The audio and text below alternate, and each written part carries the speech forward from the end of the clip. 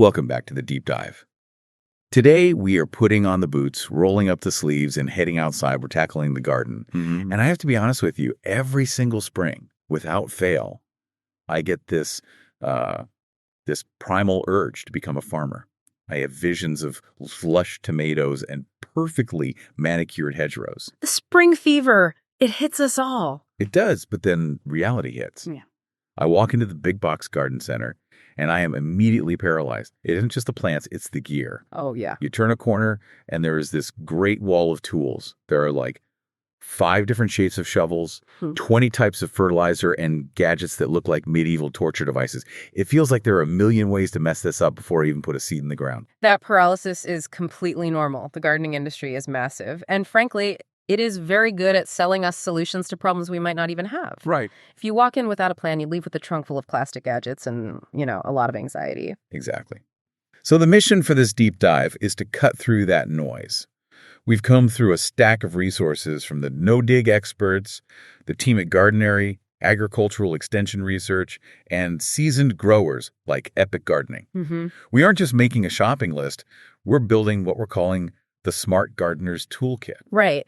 And toolkit here doesn't just mean hardware, it's a philosophy. We want to move away from hoarding single-use gadgets and towards essentialism. Okay. It's about understanding the physics of your tools, the biology of your soil, and the strategy of your design. The goal is a garden that is productive, but more importantly, manageable. Manageable is the key word. Yeah. I think we have all been victims of April ambition that turns into August abandonment when the weeds are waist high and the hose is too heavy to drag. Precisely. The best tool for preventing that burnout isn't something you buy. It's understanding why you're doing what you're doing. But since we do need to physically move some dirt to get started, We do. we have to address the hardware first. Let's unpack the shed. This was actually the first moment in the research where I felt a little foolish. I always thought a pair of pruners was just a pair of pruners, big scissors for bushes. But apparently, there is a strict divide in the gardening world. Bypass versus anvil. It is less of a debate and more of a rule of physics. If you are going to buy one pair of pruners for your live plants, they absolutely must be bypass pruners. Oh, okay. Break down the mechanism for us. Why does it matter if I use the wrong ones? So think about how scissors work. You have 2 sharp blades that slide past each other. They bypass each other. Okay. This creates a shearing action that slices cleanly through the fibers of the plant. That's what bypass pruners do. The anvil style? Anvil pruners work like a knife on a cutting board. You have one sharp blade that comes down and crushes the stem against a flat, wide metal surface, the anvil. Oh, I see. If you use that on a dead, dry stick, it's fine. It snaps it. But if you use that on a living rose bush or a tomato vine, you are crushing the delicate vascular tissue. So you're basically bruising the plant right at the cut site. You're crushing the straw that the plant uses to drink. That crushed tissue doesn't heal properly, it dies back and invites rot and disease. So, unless you are strictly chopping up dead firewood, Right. leave the anvil pruners at the store. That makes sense. It's surgical versus brute force. Now, the research also mentioned needle nose pruners. My instinct is to say I don't need another pair of scissors, but the sources were pretty adamant about this for harvest time. This is a great tip from the Gardenary method. When your garden is successful, it gets dense. Yeah. You have leaves everywhere. If you take those big, bulky standard pruners in there to snip a ripe pepper, it's very easy to accidentally hack off the entire branch next to it. I've done that. Needle nose pruners are fine-tipped, almost like surgical instruments or sewing scissors. They let you get into the chaos and make a precise cut. And there was a very practical, if somewhat cynical, tip attached to these. Buy cheap ones and buy a lot of them. Oh, absolutely. They're small and usually green or black. You will set them down on a cabbage leaf, turn around, and they will vanish into the dimension of lost socks. They're gone. Don't buy the heirloom quality needle nose pruners. Buy the multi-pack. Noted. Now let's talk about digging. We mentioned essentialism earlier, replacing 3 tools with 1. The sources went heavy on praise for the Hori Hori knife. It sounds like a weapon, It does. but it's a trowel replacement. It is the ultimate multitasker. Hori is Japanese for to dig, so it's the dig knife. It looks like a heavy-duty dagger, but the blade is concave, like a scoop. But why is it better than the little orange trowel I've had in my garage for 10 years? Because the standard trowel only does one thing: scoop. The Hori Hori has 2 distinct edges. One is sharp and smooth for slicing. Okay. The other is serrated, like a bread knife. So if you're digging a hole and you hit a tough root, you just saw right through it without changing tools. You can also use it to saw open bags of mulch. And I notice most of them have a ruler etched right onto the blade. Yes, usually inches and centimeters. Is that actually necessary, though? I mean, can't I just eyeball an inch? Does the plant really know the difference? For seeds, yes, it actually matters a lot. A seed only has a finite amount of energy stored inside. Huh. If you plant a small seed 3 inches deep when it should be 1 inch deep, it will run out of fuel before it breaks the surface and reaches the sunlight. Right, it runs out of gas. Exactly. Having that ruler right on your digging tool removes the guesswork. You plunge it to the line, drop the seed, and you know it has a fighting chance. That's a great point about the energy reserve. I hadn't thought of it that way. Okay, so we're digging with precision. Now, the chore everyone hates, weeding. The research suggested something called an oscillating hoe, or a hula hoe. This is a game changer for saving your back. Most people weed by chopping at the ground like they're swinging an axe. It's exhausting and it disturbs a lot of soil. The oscillating hoe has a stirrup-shaped blade on a hinge. You stand upright and just push and pull it or scuffle it across the surface. So you don't lift it. No lifting. The blade glides just below the surface. Because it's on a hinge, it angles itself to slice weeds on the push motion and the pull motion. That's clever. It cuts them off at the root without turning over the soil. It's incredibly fast. Fast and no lifting are my favorite adjectives for yard work. Speaking of lifting, we have to talk about the wheelbarrow.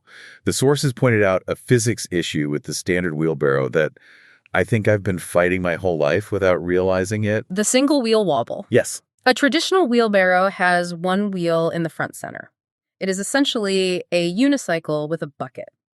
The moment you load it with heavy wet soil and hit a bump or turn a corner, the center of gravity shifts and it wants to tip over. Right, and you're fighting it. You end up using your arms and back to fight the torque, not just to push the weight. So the recommendation is the two-wheeled version. Always. 2 wheels at the front give you a stable base. You can push a massive load with one hand if you wanted to. It removes the balancing act from the equation, which saves your lower back over a long weekend. Okay, so we have the toolkit. Bypass pruners for clean cuts, hori-hori for multitasking, the scuffle hoe for weeding, and a stable cart. But tools are useless if the foundation is broken. Yeah. We need to talk about soil. And I feel like soil is where people get bored, but the sources were adamant that this is where the magic happens. You cannot grow healthy plants in dead dirt. It is physically impossible. You have to understand what you're working with. There's a test mentioned, the walnut test. It sounds like a parlor trick, but walk us through it. It's a sensory field test. You take a handful of wet soil from your garden, you try to roll it into a ball, then a cylinder like a snake, and then try to bend that snake into a ring. And what are we feeling for? Texture and cohesion. If it feels gritty and falls apart before you can even make a ball, you have sand. Okay. Sand particles are huge, relatively speaking, so water runs right through them like a sieve. It holds 0 nutrients. And if it's sticky, if you can roll it into a perfect, smooth donut ring, you have heavy clay. Clay particles are microscopic plates that stack together tightly. They hold water incredibly well, too well. drowns the roots. They drown roots, and when they dry out, they turn into concrete. So we want the middle ground, loam. Loam is the Goldilocks mix. But here's the interesting thing. Whether you have sand or clay, the solution in the Smart Gardener strategy is the same. You don't get out a rototiller and churn it up. No. You add organic matter on top. This leads us to the no-dig concept. I have to push back on this a little bit. I grew up seeing people till their gardens every spring. It looks so fluffy and perfect. Why are the experts telling us to put the tiller away? Isn't fluffy soil good? Fluffy is good, but tilling is violent. We now know that healthy soil is full of a microscopic fungal network called mycelium. Okay. Think of it like the internet of the soil. It connects plant roots, helps them share nutrients, and breaks down organic matter. When you rototill, you are ripping that network to shreds. Oh, wow. You're also oxidizing the soil, which burns up the carbon. So by trying to make it loose, we're actually killing the ecosystem that feeds the plants. Exactly. No dig mimics nature. In a forest, nobody tills. Leaves fall, they decompose, and worms pull that nutrition down. By layering compost on top of your beds, you let the biology do the work for you.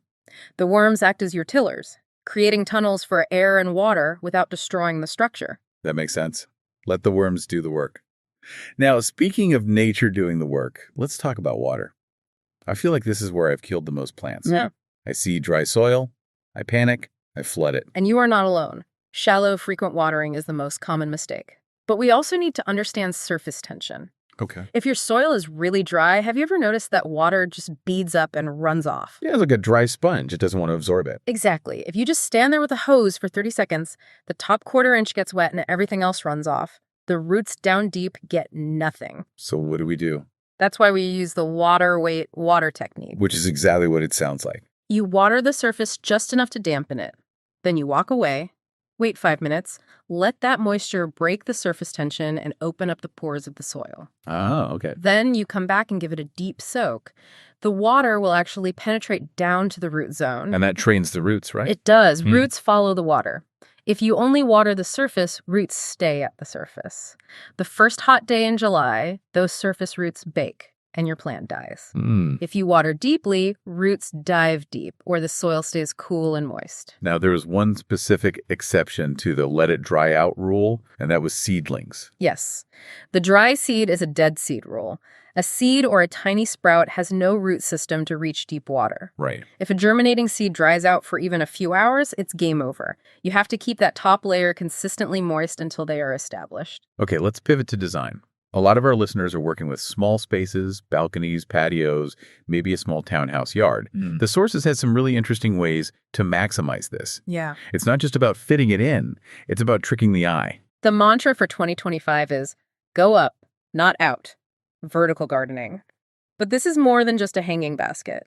It's about using wall-mounted planters or trellises to create green walls. Which frees up the floor space. Right. If you have a 10-foot balcony, you don't want it covered in pots so you can't even stand there. By moving the plants to the walls, you keep the floor open for furniture, but you still feel surrounded by nature. And there's this concept of layered planting to fake depth. This is a visual cheat code.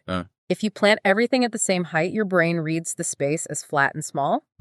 But if you mimic a forest edge low ground cover in the front, medium shrubs or flowers in the middle, and tall bamboo or climbers in the back, it forces the eye to travel up and back.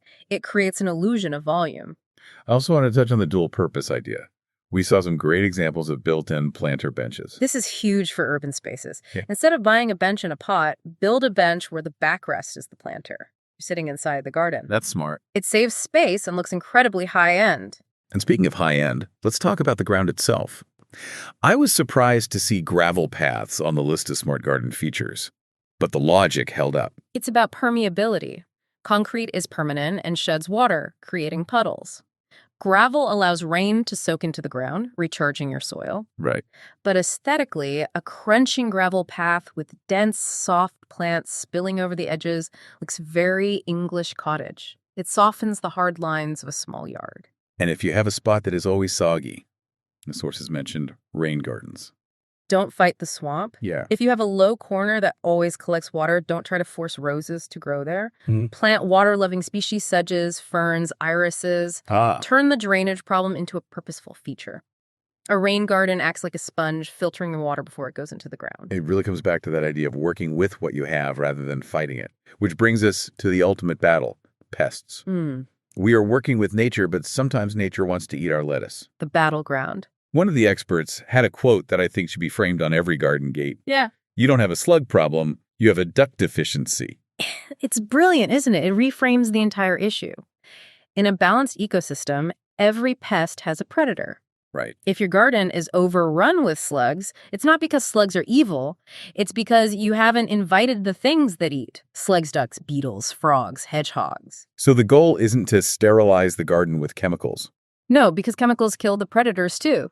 If you spray for aphids, you also kill the ladybugs. And the aphids come back faster than the ladybugs do. Ah, okay. You want to recruit an army. You can actually buy ladybugs or praying mantis egg cases and release them. It's biological warfare. I do love the idea of releasing an army of ladybugs. But for the birds, we found a trick that is less about warfare and more about psychology. The red rock trick. This is genuinely funny but effective. Birds love red berries. They will watch your strawberries ripen, and the day before you want to pick them, They're gone. the birds will eat them all. So you paint rocks. You take small stones, paint them bright red, and scatter them around the strawberry plants before the real fruit appears.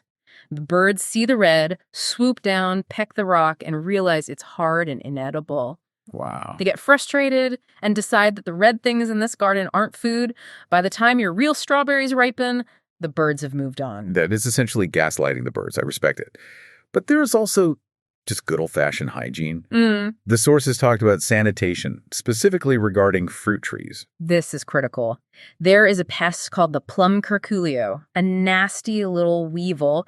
It lays eggs in the fruit. The fruit rots and drops to the ground. If you leave that rotting fruit there, the larvae crawl out, burrow into the soil, and wait for next spring to attack again. So by being lazy and leaving the mess, you are guaranteeing the problem returns. You are building them a hotel for the winter. Pick up the dropped fruit, break the cycle. Now, even if we do all this, we have the right tools, the living soil, the smart design, the ladybugs. We're still going to make mistakes. We need to run through the Rookie Mistake Hall of Fame so our listeners can avoid the big ones. Mistake number 1, location. The gym bag rule. If you join a gym that is 30 minutes away, you won't go.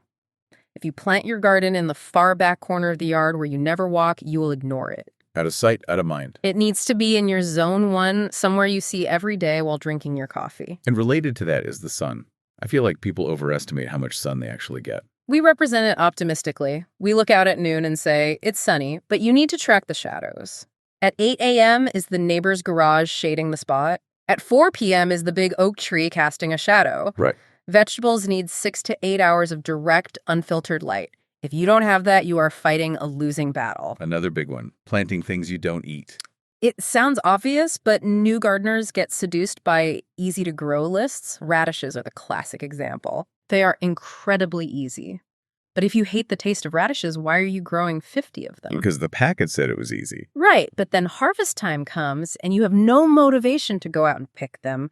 Grow what excites you. If you love salsa, grow jalapenos and tomatoes. Yeah, makes sense. That excitement is what gets you off the couch to water them on a Tuesday evening. One specific mistake that blew my mind was about overcrowding, specifically the beet example. This is a botanical quirk. A beet seed, that lumpy little thing in the packet, is actually a dried fruit cluster containing multiple seeds. So one seed is many plants. Exactly. You plant one seed, but 3 or 4 plants sprout up in a tight clump. And the instinct is to let them all grow. Which is the mistake. If you don't thin them, literally snip off the extra sprouts, they will crowd each other out.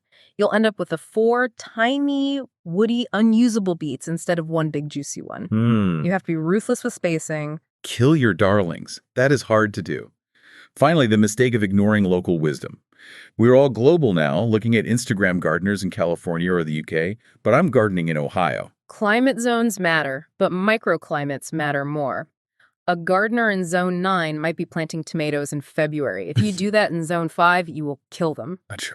But even locally, your neighborhood might have a specific frost date. So who we trust? Find the person in your neighborhood who has the amazing garden, the one with the giant zucchini. Ask them. Or call your local county extension office. Local knowledge beats general internet knowledge every time. So let's recap the strategy. We're buying quality tools that multitask the hori-hori and the bypass pruners. We're feeding the soil biology, not tilling it. We're watering deep to train roots. We're using design tricks like layering to maximize space. And we are observing our local ecosystem to work with it, not against it. That is the recipe. It shifts gardening from a chore to a partnership. Before we let everyone go dig in the dirt, we wanted to leave you with one final thought. We spent some time talking about sanitation and cleaning up. But there's a provocative counter-argument we found in the research, the habitat pile. This challenges our obsession with neatness. We tend to want the garden to look like a living room vacuumed and tidy, but nature is messy. Right. The suggestion is to take your old logs, your prunings, some dry leaves, and stack them in a hidden corner. Just a pile of debris. A habitat pile. That messy pile becomes a sanctuary for beetles, solitary bees, and yes, those hedgehogs or toads we mentioned earlier. The predators. Exactly. By scrubbing our gardens clean, we evict the security guards. So the provocative thought is this. Is a perfectly tidy garden actually a less healthy one? Maybe the smartest tool in the shed is knowing when to do nothing at all. Something to chew on before you rake up that last leaf. Go out there, get your hands dirty, and observe what happens. Thanks for listening to The Deep Dive. Happy gardening!